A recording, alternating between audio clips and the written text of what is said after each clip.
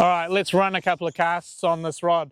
So as I mentioned, this is a deeper flexing rod. So if you're used to fast action rods, the benefit of this is you can actually cast at lower line speeds, which is important. So although we always talk about how a rod generates really high line speeds, cuts through the wind, and will cast as far as possible, you don't always want that. Sometimes you're wanting to cast a lot slower and land the line nice and gently on the water, and that's where these rods really perform incredibly well. So what I mean by that is sometimes you're not wanting to drive a really high line speed cast.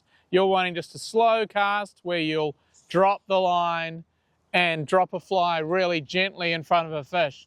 If I had just a rod which is performing at high speeds, then I'm firing it in, hits the water and splashes, and that's really where a rod like this is super useful, because you can gently drop a dry fly or nymph softly in shallow water, or if you've got a fish sitting really high in the towards the surface of the water and you want to put a fly right on his nose, then you've got the gentle kind of presentation of a fuller flexing, slower line speed cast. So main thing I'm finding is I can feel this blank loading all the way through into the butt section, which is nice. Still very stable, even as I lengthen the cast. That tip's staying nice and high. It doesn't bounce, which is really key. So again, if you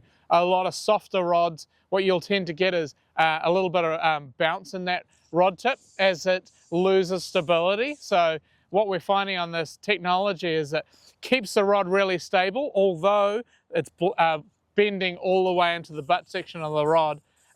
So it bends all the way in. The key is that tip staying stable throughout the flex. And so as the rod recovers, it's coming all the way through to the tip, keeping that loop nice and smooth and preventing tails.